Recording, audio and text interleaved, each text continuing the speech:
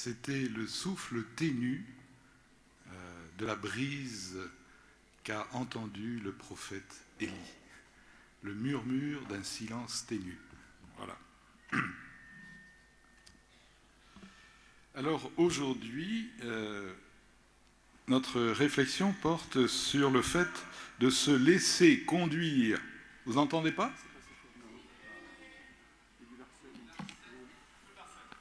Et là ?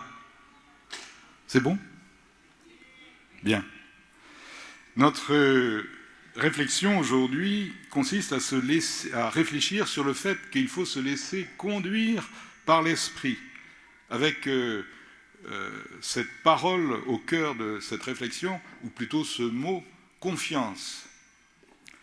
Et oui, nous avons à apprendre en tant que chrétiens, en tant que baptisés, à nous laisser conduire par l'Esprit Saint.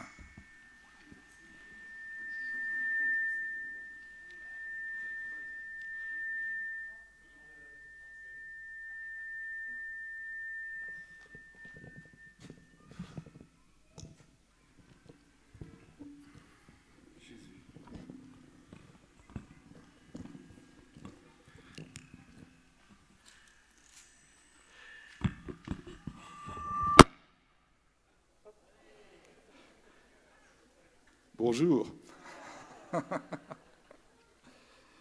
Voilà, il faut apprendre à se laisser conduire par les circonstances aussi. Mais l'Esprit Saint travaille passe par les circonstances. Eh bien, je vous propose au tout début d'accueillir, de recevoir, une fois encore, le témoignage de Pierre Goursat. Je vous rappelle que je vous invite, ça a été dit, mais à peut-être lire son livre, enfin le livre de Martine Cata, qui s'appelle Parole, aux éditions de l'Emmanuel. Voici ce qu'il dit. On ne sait pas demander à l'Esprit Saint.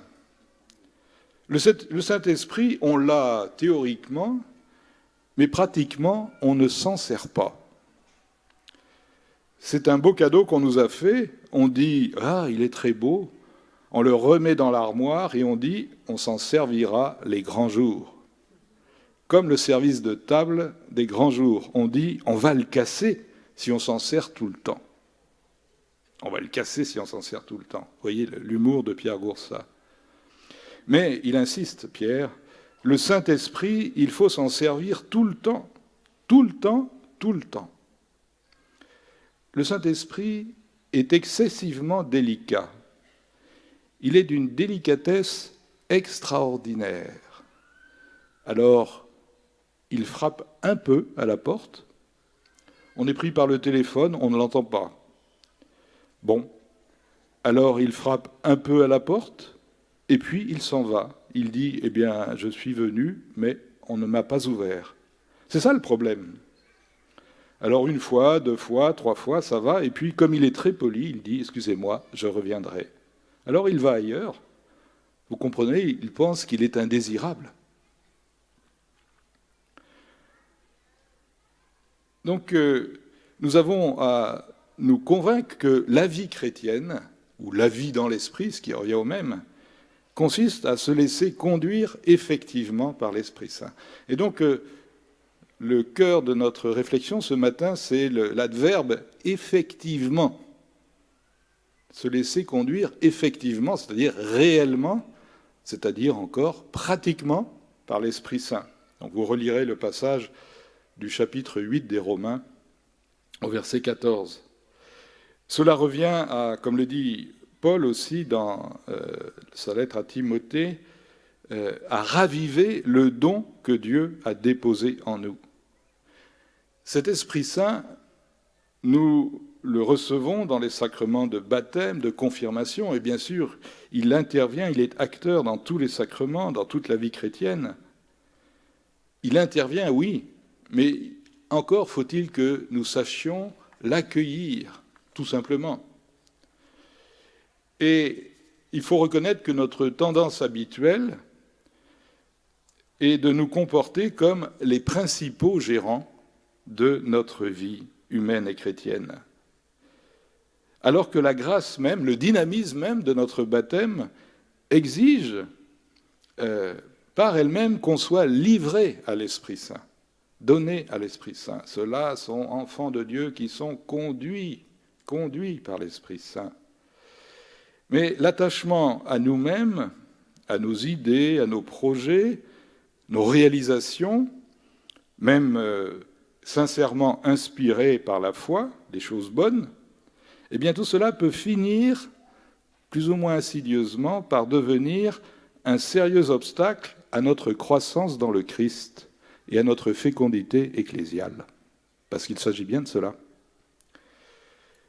Quels que soient donc nos engagements professionnels, familiaux, dans l'Église, l'important, l'essentiel, le cœur, c'est de nous laisser vraiment saisir par l'Esprit pour que ce soit lui qui réellement nous fasse agir.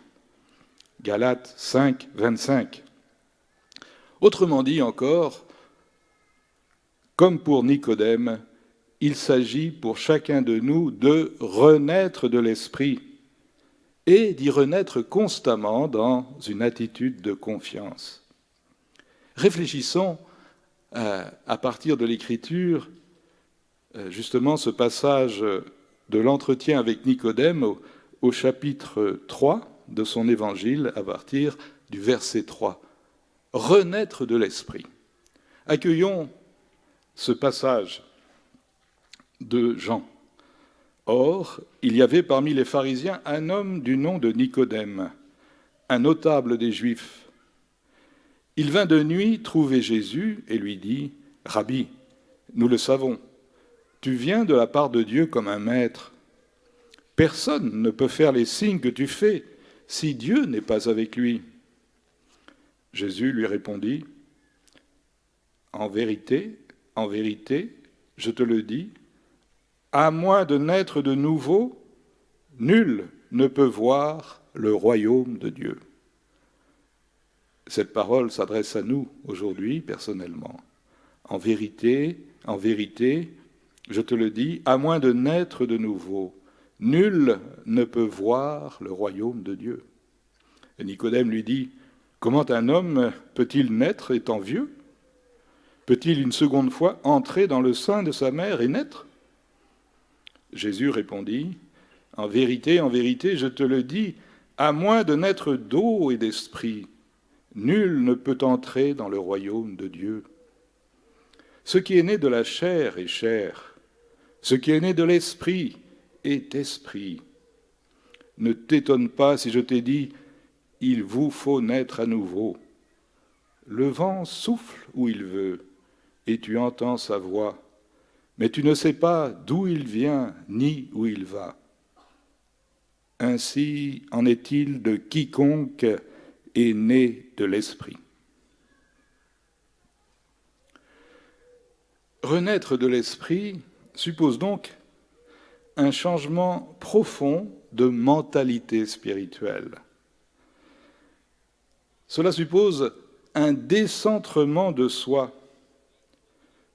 Autrement dit, un dépassement de la confiance que nous mettons en nous-mêmes pour nous appuyer de plus en plus résolument et en toutes circonstances sur Dieu lui-même. Renaître de l'Esprit, c'est accepter d'abord de recevoir d'en haut, et gratuitement, toujours, la grâce qui fait renaître. Et c'est lui donner ensuite et toujours la primauté concrète en se mettant totalement à son service. Et ici, je voudrais vous partager un témoignage de Madame Paulette Boudet, qui a été mariée, mère de famille, écrivain, actuellement décédé, mais qui a écrit le livre « Ce combat n'est pas le tien ». Ce n'est pas un livre très récent, il date de 1988, mais elle nous décrit très bien, dans sa vie de mère de famille, ce qui lui est advenu, la prise de conscience qu'elle a eue par rapport à ce fait que nous sommes appelés à renaître de l'esprit. C'est un témoignage un peu long, mais vraiment très facile à recevoir. Elle fait allusion au début aux Actes des Apôtres, au livre des Actes des Apôtres. Dans les Actes, nous voyons le Saint-Esprit à l'œuvre. C'est lui qui transforme de manière si spectaculaire ces pauvres apôtres. Alors sûrement, à la vue de toutes ces merveilles que réalise l'Esprit Saint, devant toutes ces promesses, si Dieu ne fait pas tomber l'Esprit sur nous comme sur Paul ou sur Corneille ou sur les premiers chrétiens à la première Pentecôte, nous allons tous, au grand complet, nous précipiter pour le demander au Christ. Eh bien, apparemment, non. Pour certains, il s'agit de cécité, d'aveuglement et de surdité. Nous avons lu et relu le Nouveau Testament et nous n'avons jamais entendu ce que Dieu nous y dit et redit de l'Esprit Saint, ni compris qu'il nous parlait à nous, à vous, à moi, ici et maintenant. Pour d'autres, les très bons chrétiens, il peut s'agir du syndrome des pharisiens. Les pharisiens étaient les très bons chrétiens piliers d'Église de l'époque, pleins de piété et de vertu, respectant chaque terme de la loi et de la tradition, détenant et pratiquant la vérité. Détenant et pratiquant la vérité. Comment, dans ces conditions, croire qu'il y ait lieu de renaître? Comment croire que quelque chose d'important vous manque? Quelque chose qui change tout. Mais même si nous ne sommes pas entravés dans notre course vers l'Esprit par notre perfection de chrétiens, cette demande du Saint-Esprit est un pas difficile à faire. Nous avons peur. Nous voulons bien dire oui au Seigneur, mais en lui fixant des limites bien définies. Nous savons qu'il a les paroles de la vie éternelle, et nous voulons le servir, mais à notre mesure et selon nos décisions personnelles, raisonnables. Et nous savons bien mieux que Dieu ce qui est raisonnable, n'est-ce pas? Nous voulons bien inviter Jésus dans notre vie, au salon, de temps à autre, plus ou moins souvent, le dimanche matin, ou peut-être même tous les jours à la messe, ou plusieurs fois par jour. Mais lui ouvrir les portes de notre maison, celles de tous les aspects de notre vie, et celles de notre cher petit moi, plus le reconnaître maître absolu, alors ça, c'est autre chose. Alors, comme un enfant assis sur le haut du mur, nous regardons là-bas, très loin, les bras ouverts de notre Père. Il nous dit « N'aie pas peur, fais-moi confiance, saute ». Mais nous avons peur s'il allait nous rater.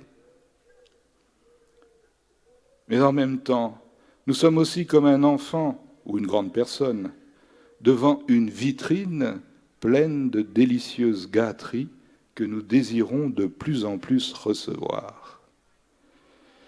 Il y a cet amour de Jésus vers lequel nous tendons sans plus de succès que dans le fameux rêve où l'on court sur place sans jamais pouvoir avancer, ne serait-ce que de 50 centimètres. Et il y a cette extraordinaire transformation que nous reconnaissons en d'autres. Le jour arrive où nous découvrons que nous voulons suffisamment nous rapprocher de Jésus, que nous voulons suffisamment cette joie, ce rayonnement, cette puissance pour lui, pour demander son Esprit Saint à son prix. Si vous m'aimez, vous vous appliquerez à observer mes commandements. Moi, je prierai le Père, il vous donnera un autre paraclet. Et on fait le saut dans le vide, sans condition et sans plan de carrière. On décide de vouloir Jésus pour Seigneur et Maître et de demander l'effusion de l'Esprit. On découvre alors qu'on n'avait jamais auparavant vraiment fait confiance à Dieu,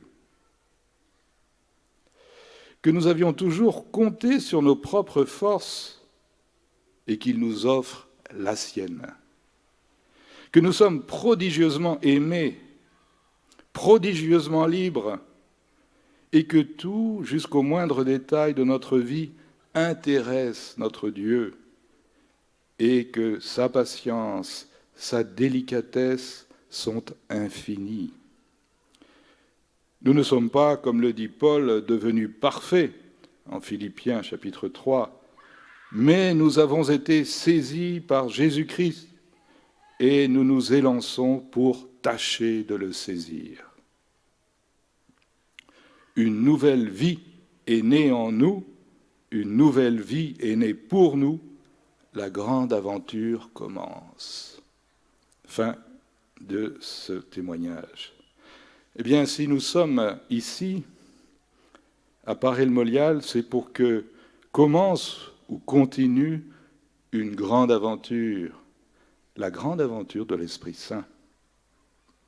Alors, cette aventure, elle peut s'inaugurer en quelque manière, éventuellement, d'une expérience d'effusion de l'esprit, comme y invite un des parcours de cette session, c'est-à-dire d'une action de l'esprit sentie ou non sentie, pas forcément extraordinaire, sentie ou non sentie, mais cette action de l'esprit, mystérieuse, secrète, mais réelle, efficace, permet de franchir un seuil et d'être ainsi renouvelé dans notre façon d'être et d'agir.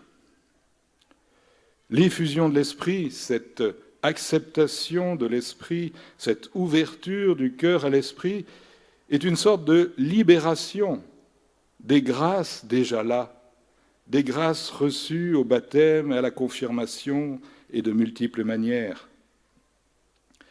Cette expérience d'ouverture à l'esprit provoque une prise de conscience très forte, renouvelée, nouvelle peut-être, de la présence toute-puissante de Dieu agissant dans notre vie.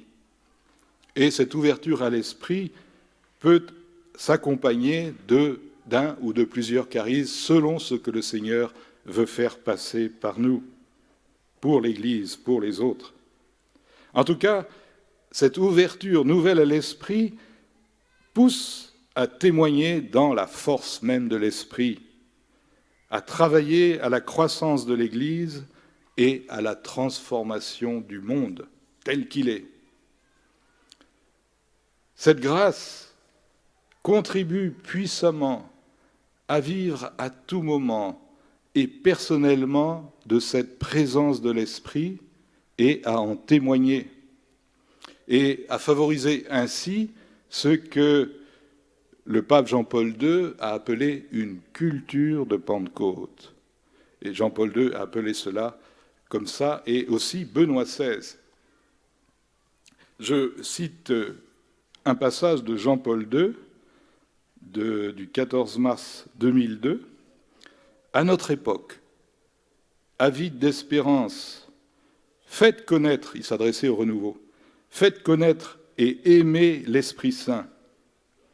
Vous aiderez alors à faire en sorte que prenne forme cette culture de Pentecôte qui seule peut féconder la civilisation de l'amour et de la coexistence entre les peuples. » Je souligne que l'effusion de l'esprit est missionnaire. Ce n'est pas simplement une question de piété personnelle, mais elle est fondamentalement missionnaire. Et pour sa part, le pape François ne cesse de rappeler ces mêmes réalités à tous les baptisés. Nous rappeler l'actualité de l'événement de Pentecôte. Dans une homélie, il dit ceci: « Ce qui est arrivé à Jérusalem il y a près de 2000 ans n'est pas un événement éloigné de nous. C'est un événement qui nous rejoint, qui se fait expérience vivante en chacun de nous. La Pentecôte du Cénacle de Jérusalem est le commencement. commencement qui se prolonge. C'est l'Esprit Paraclet, le Consolateur, qui donne le courage de parcourir les routes du monde en portant l'Évangile. L'Esprit Saint nous fait voir l'horizon et nous pousse jusqu'aux périphéries existentielles pour annoncer la vie de Jésus-Christ. Bien sûr, s'il n'est pas en notre pouvoir personnel de provoquer directement l'action de l'Esprit, par contre, il dépend de nous, de notre liberté, de ne pas en contrarier l'activité, et même d'attirer l'Esprit Saint, on en a déjà parlé, en adoptant cette attitude générale d'humilité, de docilité, de prière, de don de nous-mêmes, de confiance à l'égard de Dieu.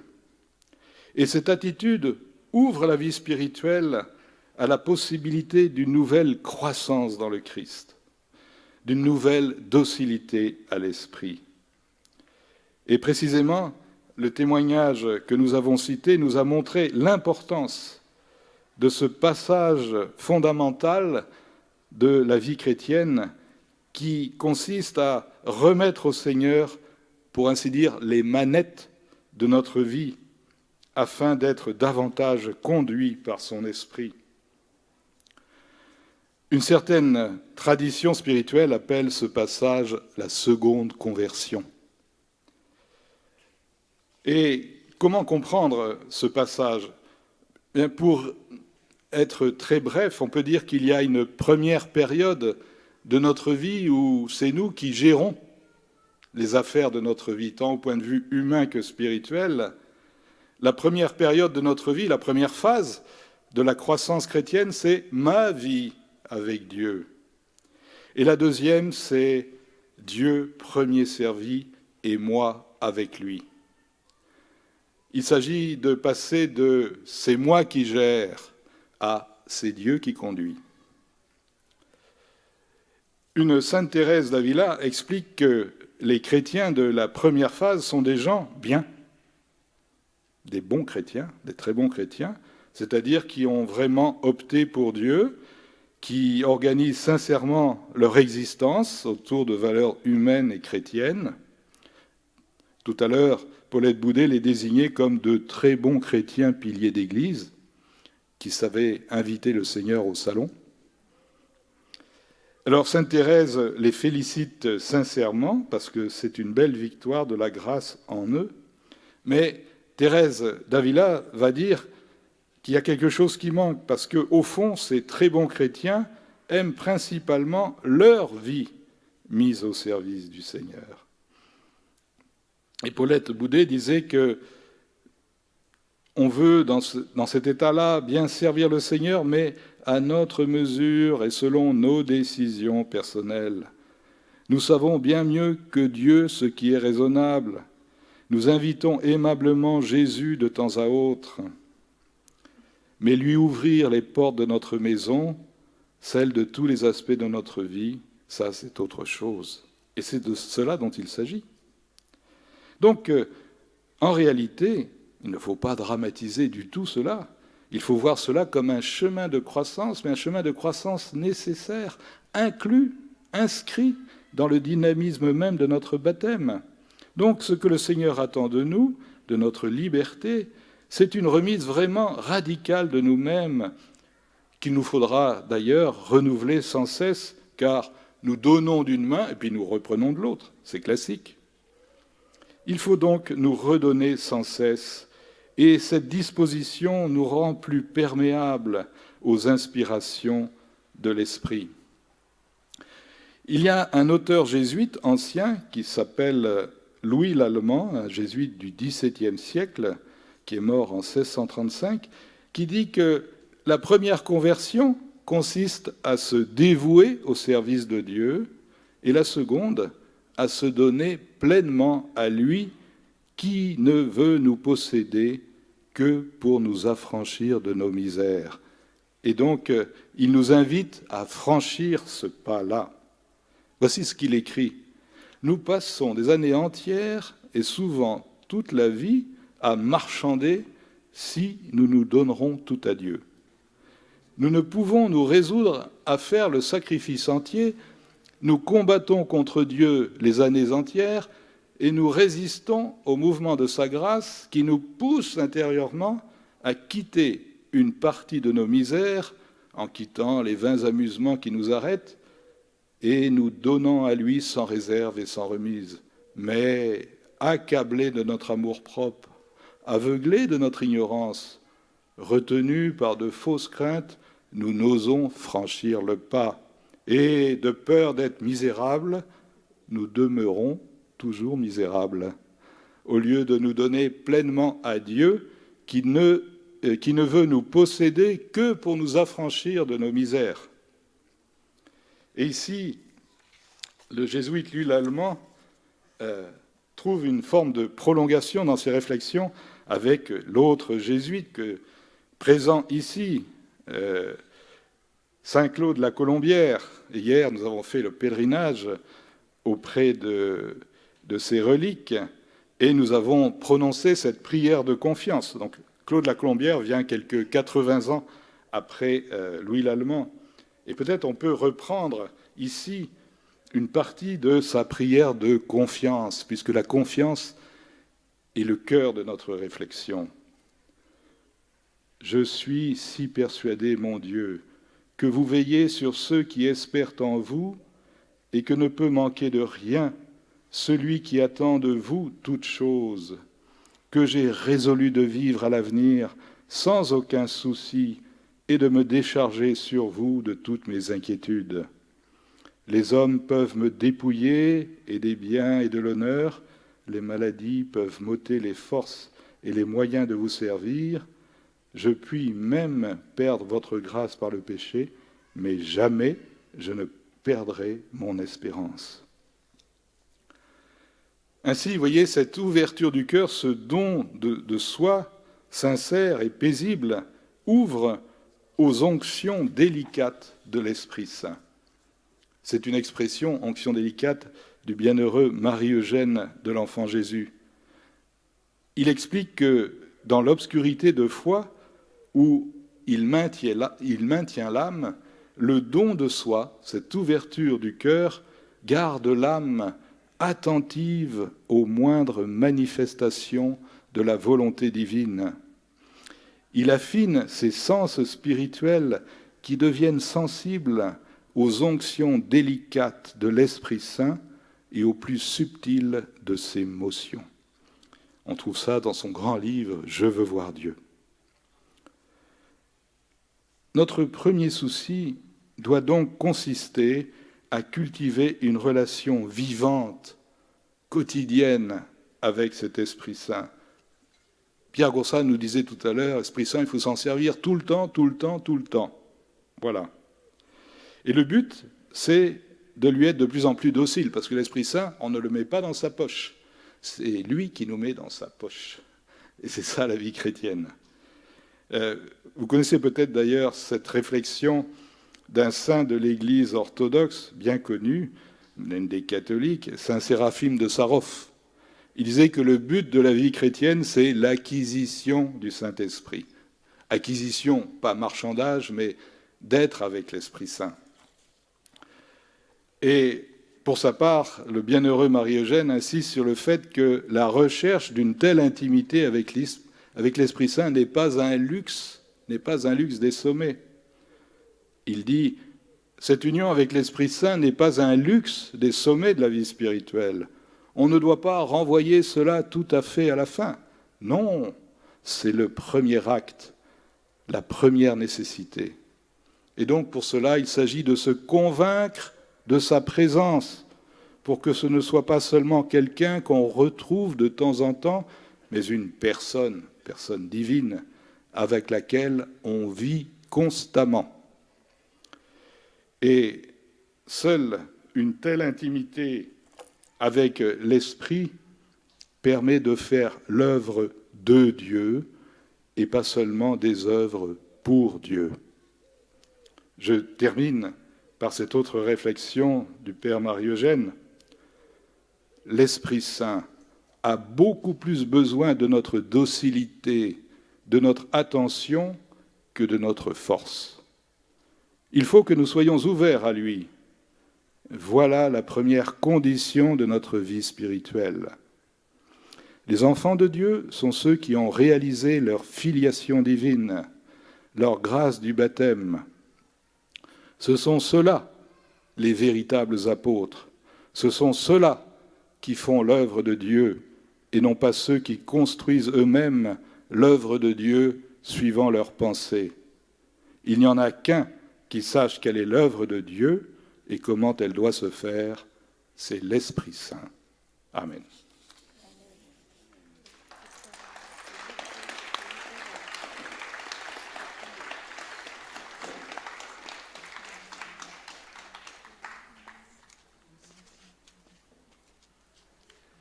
L'Esprit Saint